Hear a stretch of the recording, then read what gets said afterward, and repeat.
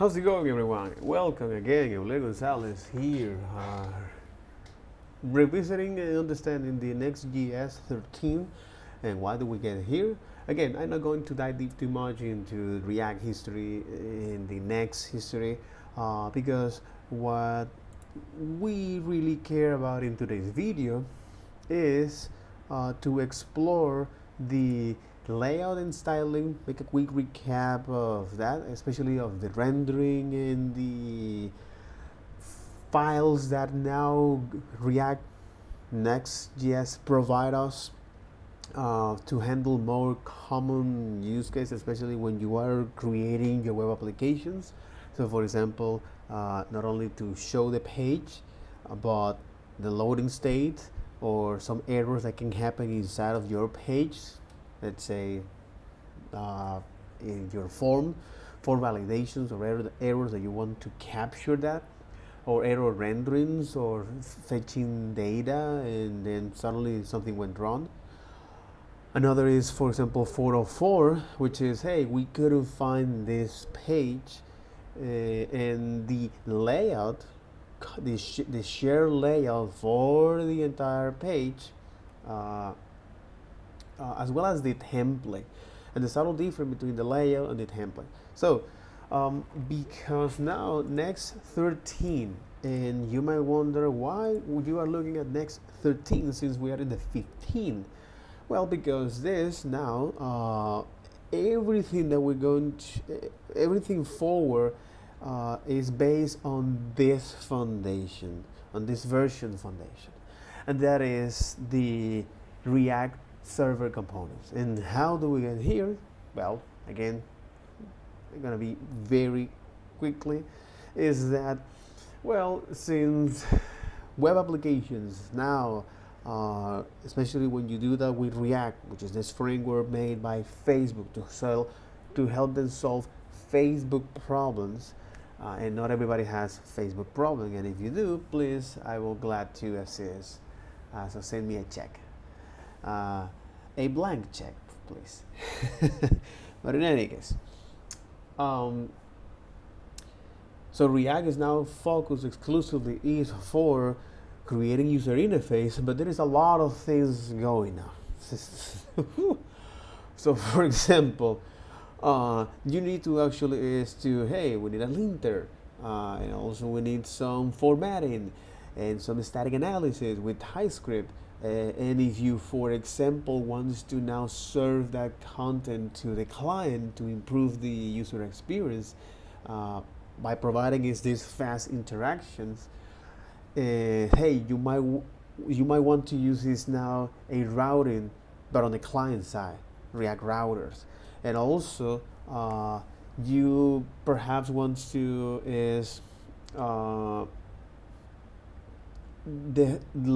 have a section for your SaaS in your marketing website.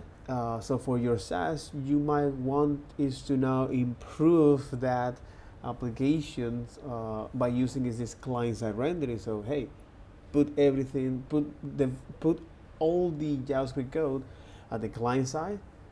So the client is going to now wait for that. You're gonna show a loading screen, and in the background it's hurry up everything else to now actually create to build and populate your data properly until now the page becomes visible and interactive. However, if your applications now and the marketing app require at some point is some of this SEO features, hey, you want your page to be ranked by all of these robots, web crawlers, the client-side rendering approach is not good. It's great for back office applications, game application, that kind of stuff. But for when you care about the SEO, now, because the way of how the search engine crawl your content and then have some known checks to rank them in their proper positions, what happened is that you need is to serve that content as it is. In other words, the entire content you need to be rendered to so the entire content needs to be rendered anytime you access to your server. So the crawler can see that your content and well pass through all of these known checks and then on behind the scenes rank your website properly. So this is just to make your website visible when someone actually search for your web, whatever it is, whatever search keyword you want to use, which is great. Now, how you can actually do that?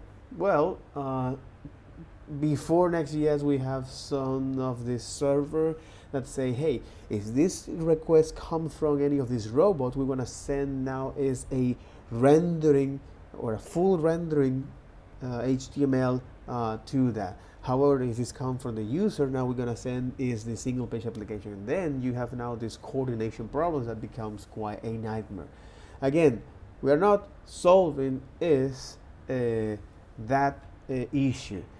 And not to mention that organized web development is quite complex, as I with the tool that I mentioned before.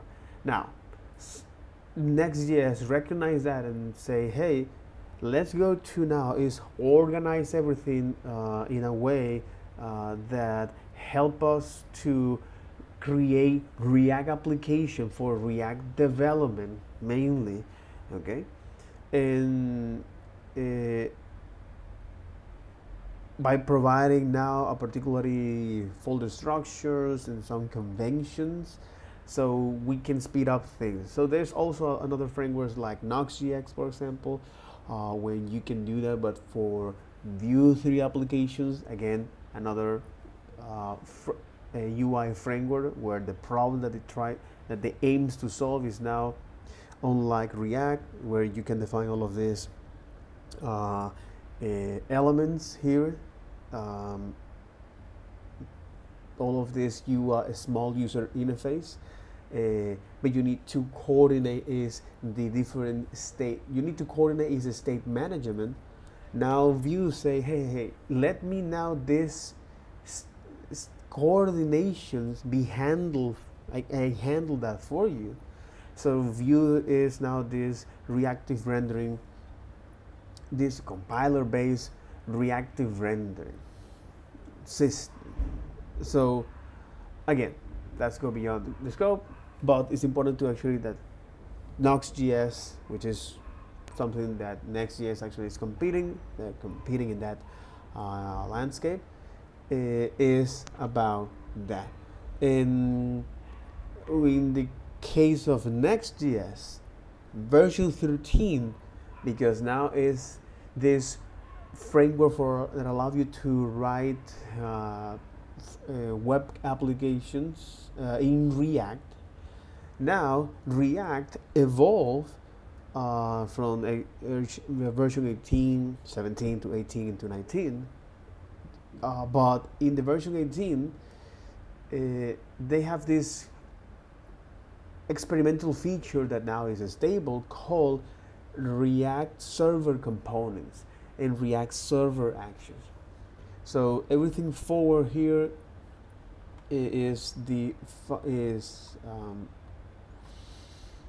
everything forward is based on this foundation, at least from this version.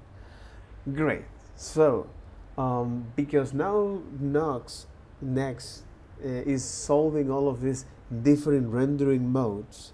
So you have now client-side rendering and server-side rendering, and now this new rendering made by the React community as a way to solve these particular issues related to render components on the client side, and especially for data fetching, such as network duplications.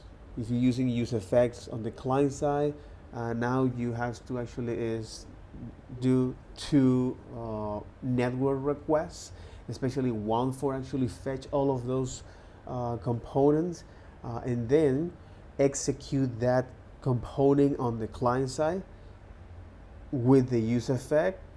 If you define that, or if you firing up an Ajax request, then it needs to actually download that resource. So you have now these network duplications. The other is network waterfall.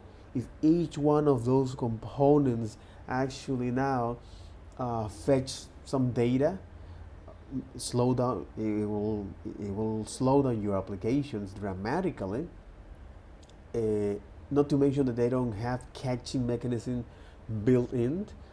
So you have to define your own caching mechanism, and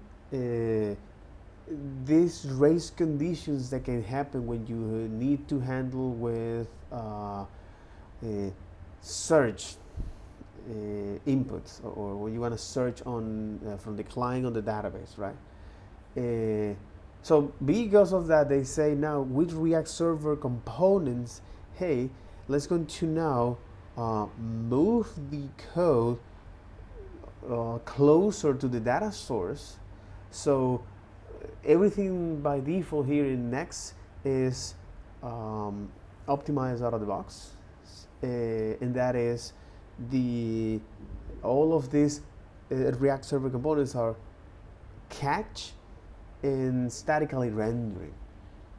So the approach of this is to invite you to write now all of these React components on the server side first, okay, and that is allow you to now define is the logic for your database, right? So data fetching, that actually is something quite interesting here in React. That's right, not life cycles, but from the reference, the server components here. Okay. So with server components, right? So now we improve a couple stuff. The ability to now catch our components on the server, stay close to the data source, and then populate that and provide some rendering mechanisms. So for example, like streams. So this is React Server component, right? So server-side, and unlike now the server-side rendering, which happened is on the initial load, all right? So everything is now loaded initially. With server-side rendering is now, as they call, here's where you can do what they call progressive enhancements, and to choose what to download and what to do at a specific time instead of downloading everything at one time. Again, still not quite right, or I don't get it, adding interactivity to the server components. This is how you can do that with the use client to say, hey, if you are intends to use now browser APIs or states, JavaScript code, you need to actually define that, hey, this will be rendered now on the client. For example, since async components are not supported on the client, we await the promise with news. Okay, but again, understand now this. How do I build support for server components? While React components in React Native are stable and will not break between major versions, the underlying API used to implement React Server Components bundle or framework do not allow same version and may break between minors in React 19s. Oh my God. To support React Server Component as a bundler or framework, we recommend pinning to a specific React version or using canary release. We will continue working with bundlers and frameworks to stabilize the API used to implement React Server Components in the future. So Again, it is something that's still not stable. Even though that now at React 19 it was stable, I think these couple nodes are from React 18.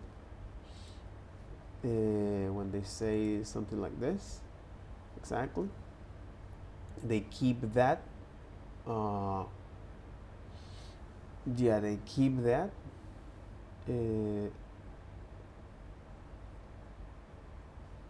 The reference server components. So server components are a new type of components that render ahead of time, which is at compile time, before bundling. And in an environment separate from your client app or server's app.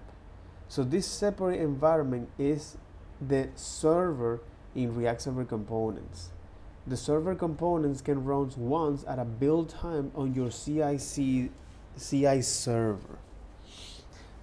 Or they can be run for each request using a web server.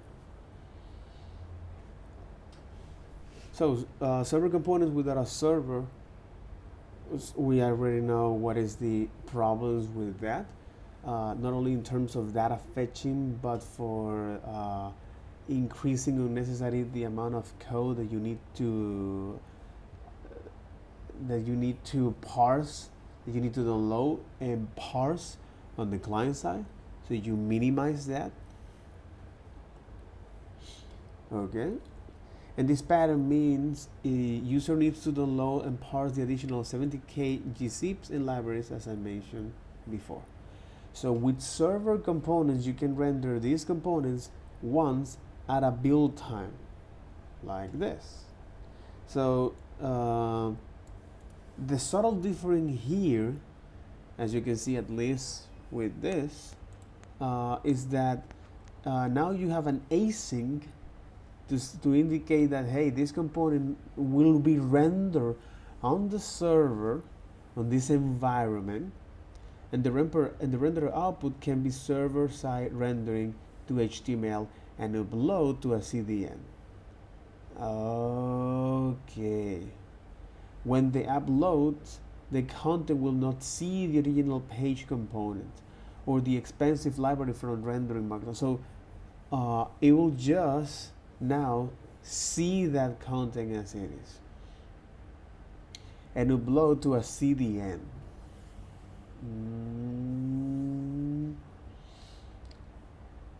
So you may notice that the server components is an async function, and async components are new features of server components that allow you to await in render. See async component with server components that allow you to await in render. Server component with a server. I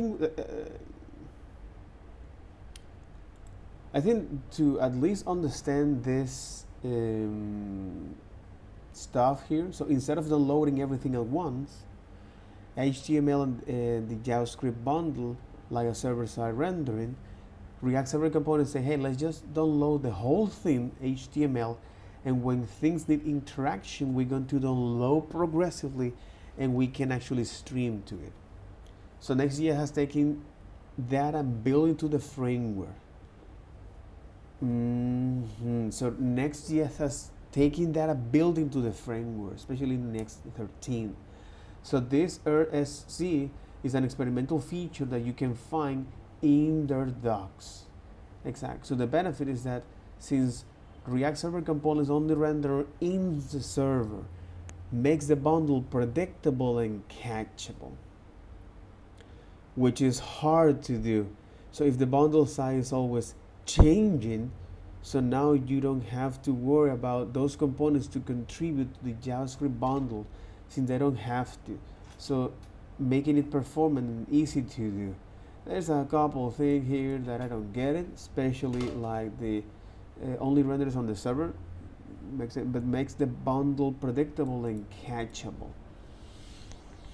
So if everything is rendering on that, of course, so this is now the content that I'm gonna send, which is hard, if the bundle size is always changing.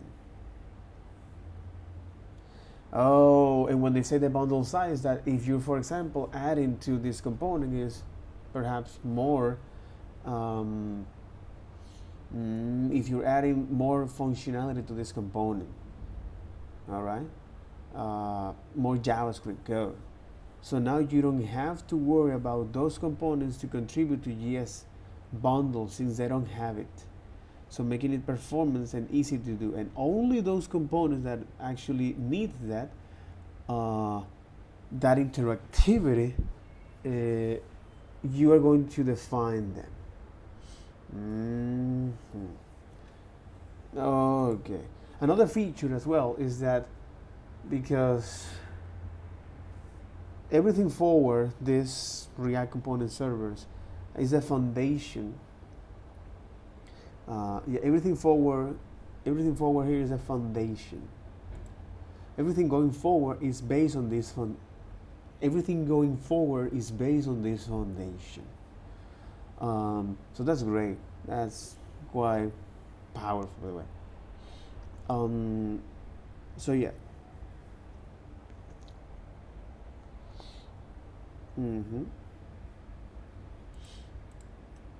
Quite powerful, bro. All right. So we also look at the benefit of using now Next.js, which is this file-based routing, and how you can define now group routes, dynamic route, how you can pass now arguments to that by defining is and also the file-based route structure or file-based routing structure. That is, hey, inside of you can define is whether it's a folder that is static, which indicate is now the URL segment. Exactly. For example, here.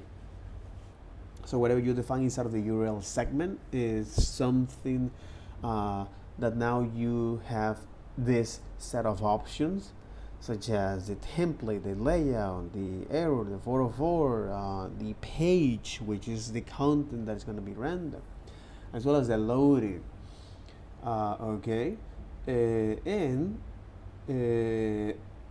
if you need to actually pass some slogs or some dynamic data, you do that using the square brackets. If you need to include the root of that page, you pass now the double square bracket. And again, the point of this is to also explore about this file routing features and static and dynamic routing and parameter. All right, query pairing is for client component rendering. And okay. And also what we really care, which is layout and styling. So, because here, by default, everything is now statically rendered, okay? And as long as you're starting to use some of these features, cookies, header, and use search pattern, it will switch to dynamic routing. But by default, every page is statically rendered. And this is because now it's served to Next. It makes a lot of sense to actually have all of these optimizations out of the box. And then you now hack their way through this. But that's something to understand. For them, it's work for them.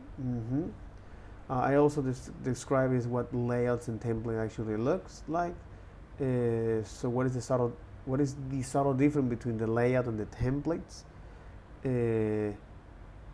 And some of the navigations using the link, next link, or any link that you have in there. This is now getting to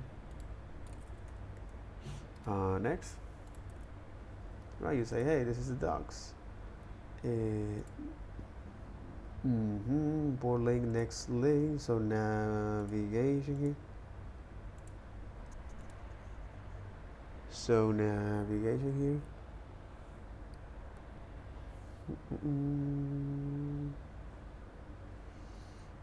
Oh, because this is the 50. What about 13 or 14? I think they changed that. Yep, they did. Um,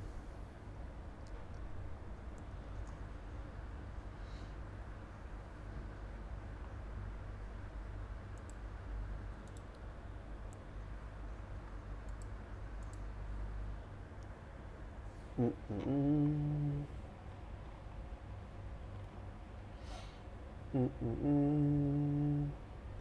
File by convention, like this, exactly. Some of functions, you can use that for that.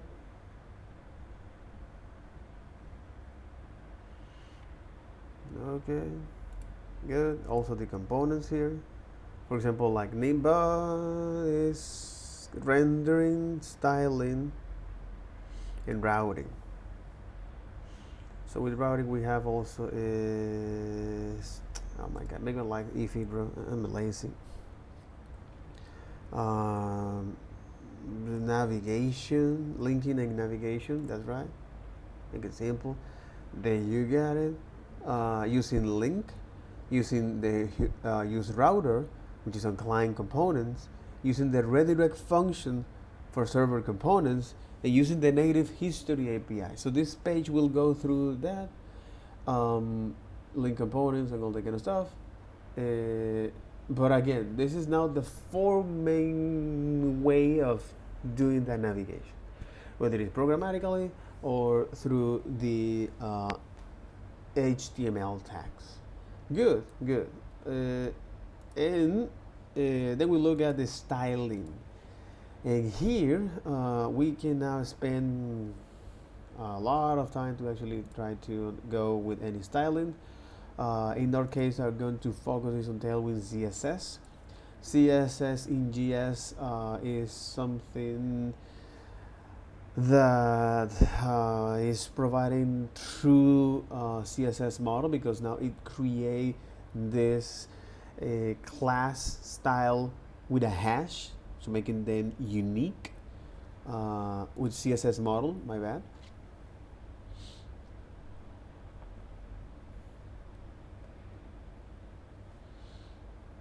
With CSS model, right? And Tailwinds is just a utility first CSS framework that work great with React. Then you also have now CSS in JavaScript, some of these libraries that you can go with. Also Sass, how you can define these preprocessors. Some developers actually are using Sass for that. I prefer to go with Tailwind, which is straightforward. And finally is on the data handling and deployment. Let's get into this. All right, now we get to talk about fetching data and server components and client components. All right, let's get to it. So we talked about server components. As a refresher, server components are components that run on the server. They literally execute in the node environment, which means you can do node things. The other thing, though, that you might have thought about, and maybe you didn't know this is how this worked, but because they only execute on the server and they're not in like React's context of change detection and virtual DOM and all that stuff, they don't opt into the same behavior as a regular React component. So you might be asking, what is a regular React component? Okay, let me ask you this. I'm just gonna write a component. You don't have to follow along here if you don't want to, but I'm just gonna make a new folder on the root. Components. And actually, we probably will have this folder, so you can't follow along if you want to. But the code I'm about to write is not going to be something we're going to use. But let's say I have this, and then I have like a, I don't know, some card component or something like that, right? Right, and then the card component, has some state, some state, some update state thing. Right, it has all this, and then somewhere down the line, like you end up calling like update state, right? You call this somewhere, right? What do you know what happens when you update a state from a state hook in a React component? Like, what happens to that component? Yeah, what happened is that the it will call the React. So React will detect which component actually trigger that state updates, and going to call that, aka re-render that component, and if they in which is known as the rendering phase, and if there are any React components along the way, it will continue to call them until there is no more of them, right? And after that, on the commit phase, then is when to apply the change to the DOM. But what if the F is this? Because these React server components are not run on the browser environment. It actually run on the server environment. So there is no browser to be or DOM to be updated here. Anybody want to guess? Mm-hmm. And this is when you started to tripping here. It's like, no. I mean, I am a very practical person, and also sometimes I would like to be philosophical. But when you need to produce outcomes, I prefer to be practical for that. Or why do we even need hooks in the first place? Like, what is that? To render it in with updated data. Yeah, exactly. When you call that update state function, it does render the component again with updated data. But like, what does it mean to render again, right? Like, if you really think about it, this looks like a regular JavaScript function, but one, you never call this function, right? React calls the function for you, so that's one thing. You have no control over when it gets called because its parent might re-render, which causes this to re-render, right? You don't really get that much control. Yeah, you can use things like memo and stuff like that to prevent it from re-rendering, but that's because this isn't just like an ordinary JavaScript function. Like, you ever try to put async in front of this and see what happens? You can't async await anywhere inside of here, right? That's because this entire function, it needs to return, synchronously needs to return some type of JSX, right? You cannot block that rendering process. You will get an error. So how do you do things that are async? Well, that's where hooks come along. So if you need to do anything that's async, if you need to remember something, because if this is a function, exactly. I mean, just forget about React right now. Don't even think about React. If I just had a function that did this, count, and it took a number, let's say num equals 0, and then it said num plus plus. If I call it count 3 times, what would be num? If I call it count 3 times.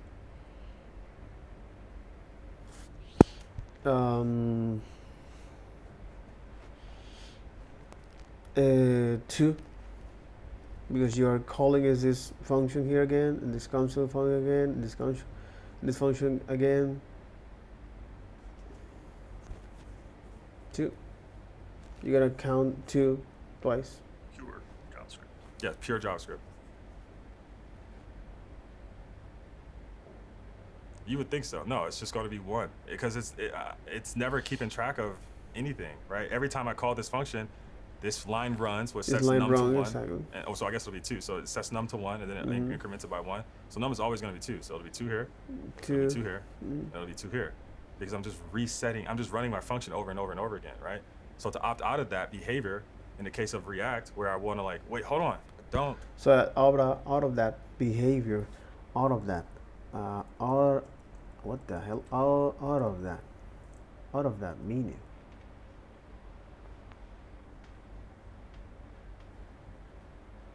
Oh, okay. Out of that. I out of that. I out of that. No, out of that. Out of that. Jeez. To here, because I'm just resetting. I'm just running my function over and over and over again, right? So to opt out of that behavior, in the case of React. So to out of that behavior, in the case of, exactly. So to out of that behavior, so to not participate in that behavior. Oh my God. So to opt out of that. So to opt out of. So to opt out of that. Out. So to opt out of that. So to opt out of that. Interesting. So to opt out of that. Oh my god, this gringo people actually love to simplify stuff. Allah, but Allah, huge, bro. But Allah, man, it's not fucking a lot. Okay, so to opt out of that behavior, to opt out of that, to not participate on that. I think this is more sure. Okay, so to opt out of that behavior, React in Where I this want to case, wait, hold to on, say, don't hold keep track of this. on, let's Hold on. gonna When you keep call track of again, this. I So wanted create a to remember what it closure was of before. this. So in order to do that, you have to tell React that like you're interested in keeping track of this thing, and that's where hooks come in. So that's because React is going to just You call your opt out of function, that. and it's just going to just initialize it. So you have to tell React, hey, I'm interested in keeping track of this thing. And React's like, cool, yeah, you can tell me that. Just make sure you use this hook, and you can tell me that by using this function that I give you, right? If you give me this function, or I'm sorry, if you call this function that I give you, this function right here, that's you telling React that like, yeah, change that thing that I told you to keep track of. And React's like, cool, here's that thing you told me to keep track of, right? So this is a long way of saying with server components, none of this matters. You can just forget about it. This is just regular React. That's how client components work. Server components they're just regular functions. They're really just regular functions that return HTML, that just use JSX at this point. So because of that, when it comes to something like data fetching or something like that, we can do whatever we would normally do to fetch data in a normal function, which is really cool. So let's talk about that. So for instance, if I wanted to grab some data from this, some data in this homepage, let's say that data was async data. So I'm going to make this. It's because all of okay. Okay. Let's go to test this. Let's gonna try this out. Yeah, completely, bro. Oh hell, here we go.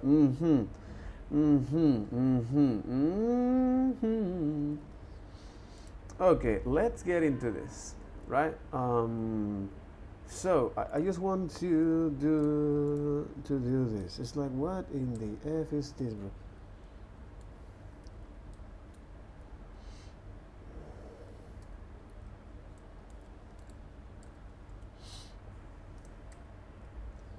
Okay, so let's go to actually is on the page. Let me take let me take you back to no. Yeah, that's right. Okay, so let's go to rename this to say, hey, intro Next.js version 3, okay, which is here. So in this page, let's see, is hey, I want you to now this function that only render on the server. I want to know what it renders. I want to know is if you have now the window object, right? Okay, and it say, hey, we're compiling. Hey, window is not defined. Because now I am on a no environment. It's a global. Now global it is, because now global is this share function that now allow you to target is the window or the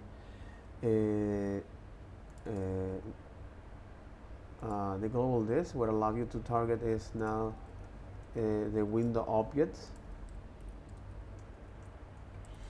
So global this.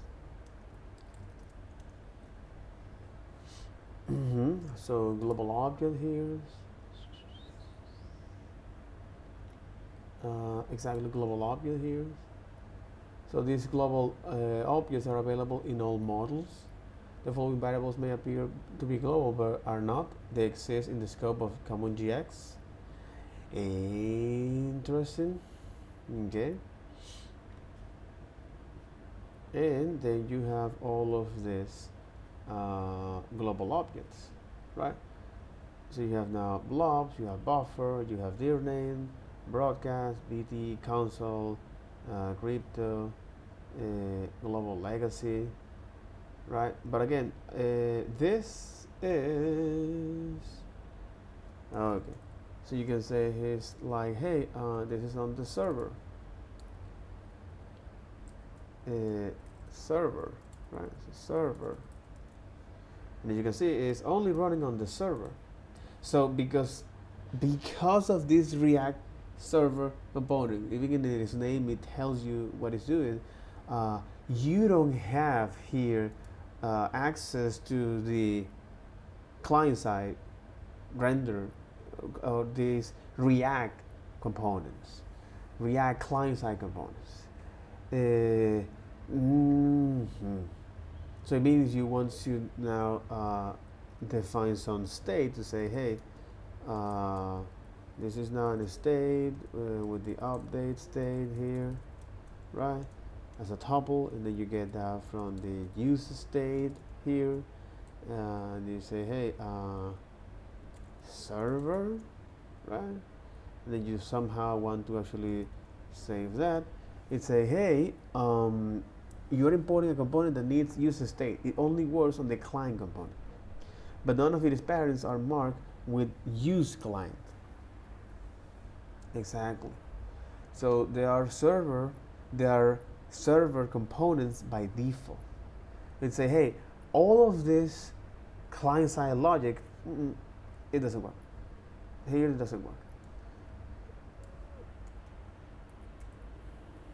And again, what is the value proposition of this? Okay, so what is the problem that now we are solving here by rendering is now discounting on the server? Is that, hey, the data fetching, we are now closer to the source. That's one of them. We also can now catch these components since this bundle won't size frequently. So we have now this catchable, the catchable and predictability for this component, and also the ability to stream that. Function and async function. And I wanted to get some data. What I'm going to do is I'm going to make a function that says get data. Right? It's going to make a function that says get data, and it's going to be an async function, and then I'm just going to await a new promise.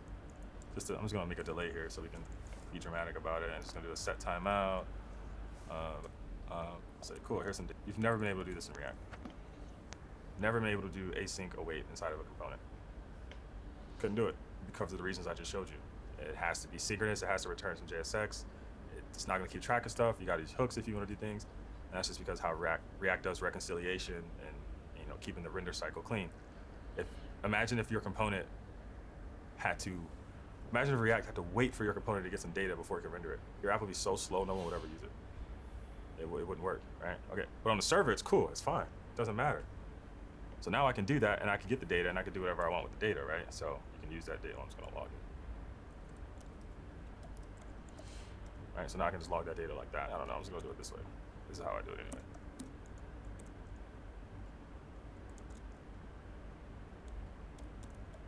There we go. And then you export default home. You're not returning anything in the res or result or response. Exactly, because you put that in the place. No, this should be fine. This doesn't matter. That's just like TypeScript. It's a result or response. No, this should be fine. This doesn't matter. That's just like. So wait for that, and then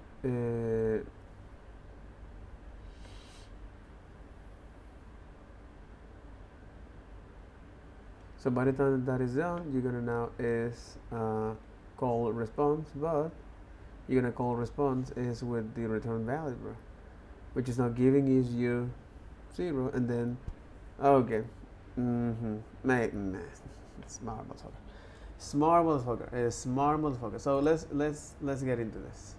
Let's get into actually fetch some data here, okay, and say.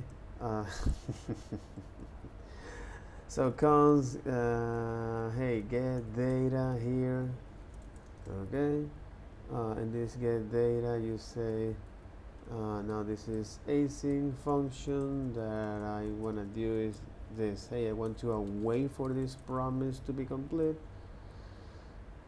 Promise the, so create a new promise here. We're going to pass this the function executor, or the executor function that is going to receive now is the resolve and reject. So after an X amount of time, okay, then I'm gonna pass that to the web API platform. I want to say, hey, after 2 seconds, I want you to is now call this response here, right? Pretty much that.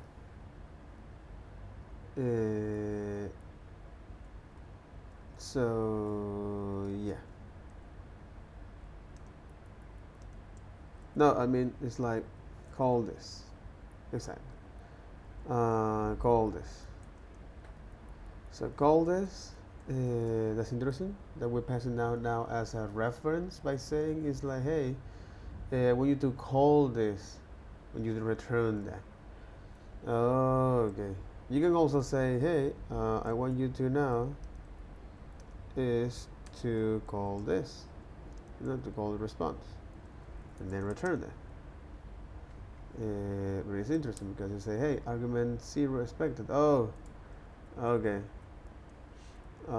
Which means is, hey, I want you to now call this with some unknown value, no 0. And then once you wait for that, I want to actually is return now this data, right? So this data here, you say, hey, data, that'll be now a sequence of values here. And by the time that time has passed, you say, hey, so since this is now an async function that we can go with, so we say, hey, transform this into an async function, make this like an arrow function, okay? Just personal preference here and async here, and say, hey, this will be now the identifier for this asynchronous function. Well, and then right below that,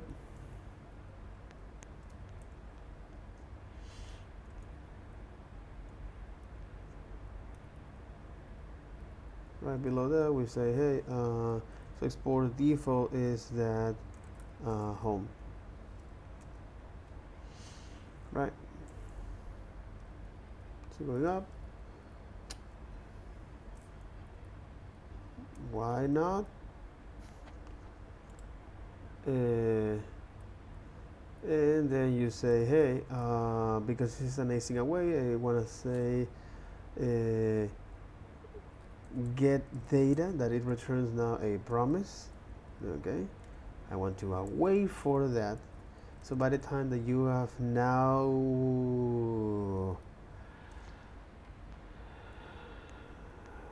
by the time that promise has been resolved, I want to now, so by the time that promise was resolved, provide me or reject it, because that's also another thing. So that's what await is going to do.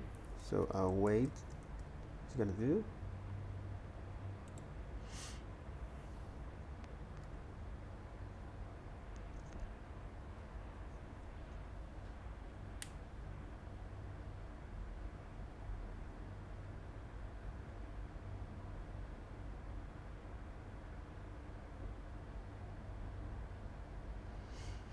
Exactly.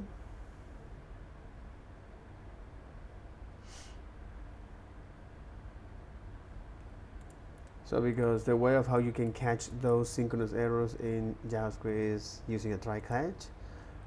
So in this case, we are doing the happy path. And by the time you now get that data, or by the time that promise or the future values resolve, you get that. All right, then I want to get into this function and pass that value and store that into an identifier called data. So I can then, right after that, show that data in that. And this data is going to be shown on the client side. You say, hey, of course, some syntax error. There you got it. And that's it. So, because now this will run on the we got a issue here. There is a missing. No. Oh, there you got it. Okay, that's right. So as you can see, we got this data. So this React server components, at the end of the day, they are running on the server, not on the browser, which means that user state or any of these hooks, you don't have them. So any way of remember stuff, of fetching data, synchronizing with external systems, like useEffect, they're not. So yeah, that's quite interesting. It was very interesting. Very interesting. That motherfucker's like,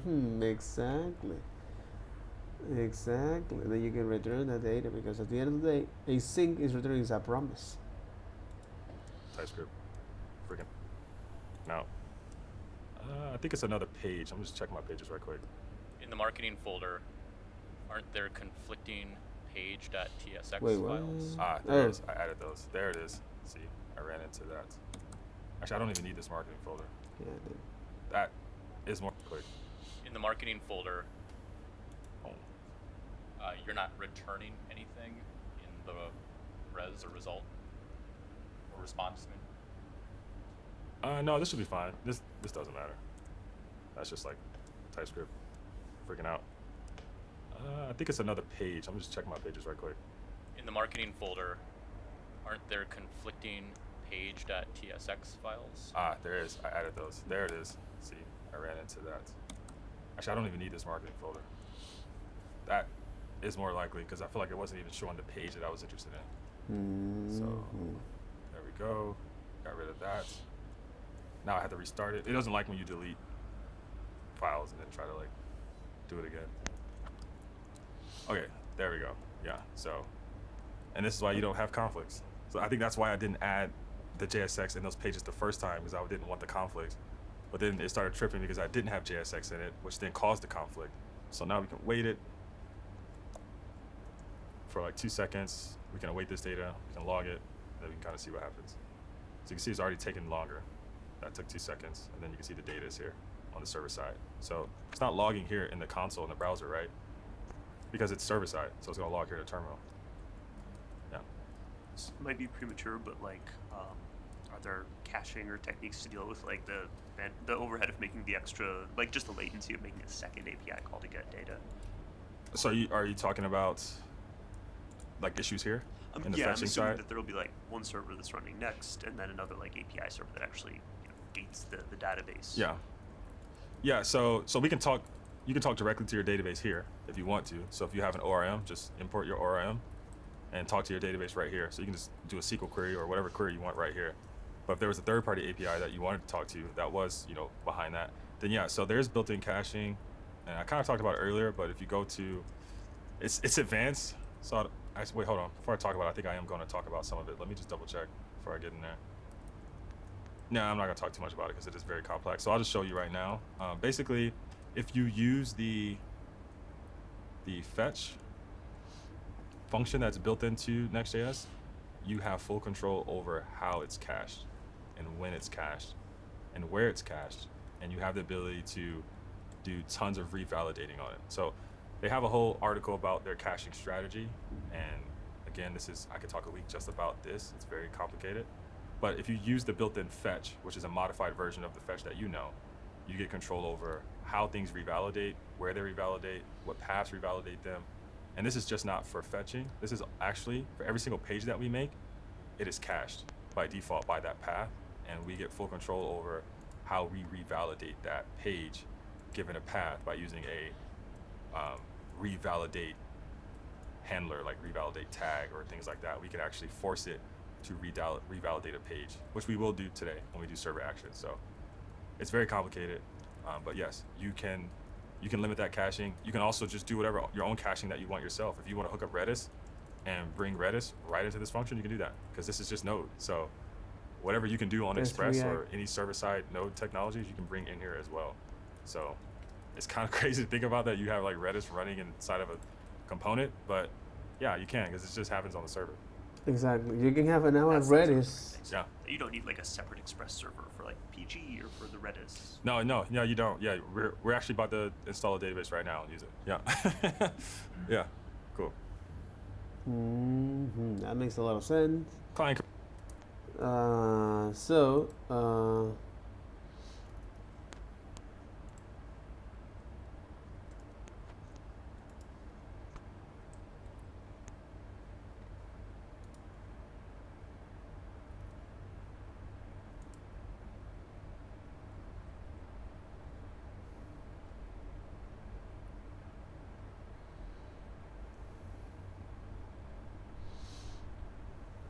oh my god.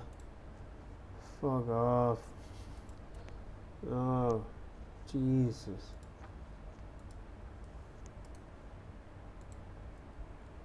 Mm-mm.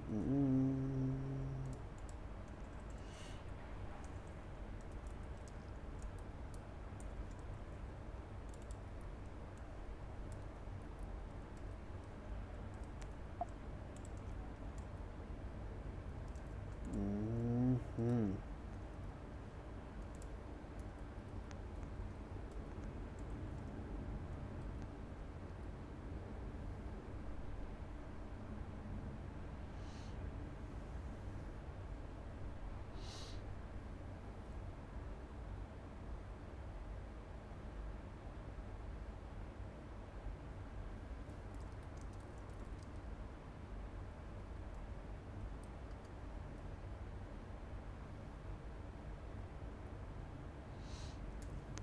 Oh my god, what the hell?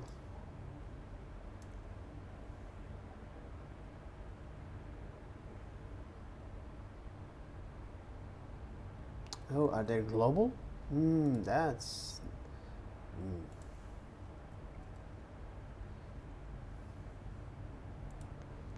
Oh my god.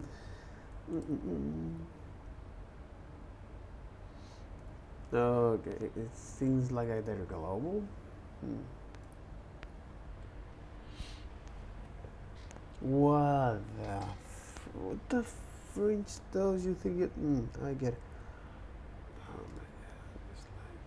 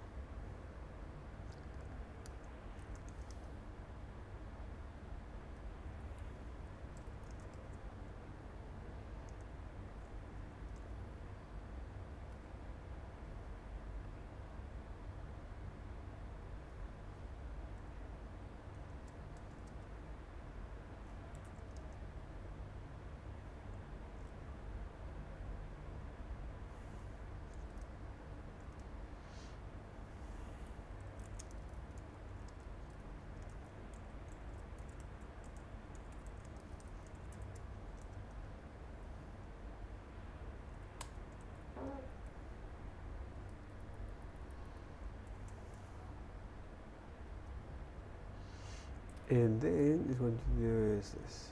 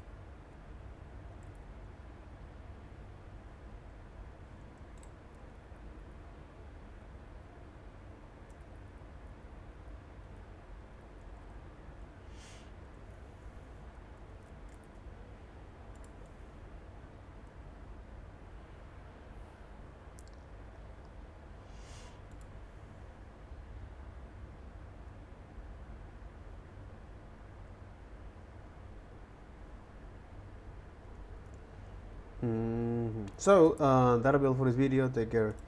Bye bye.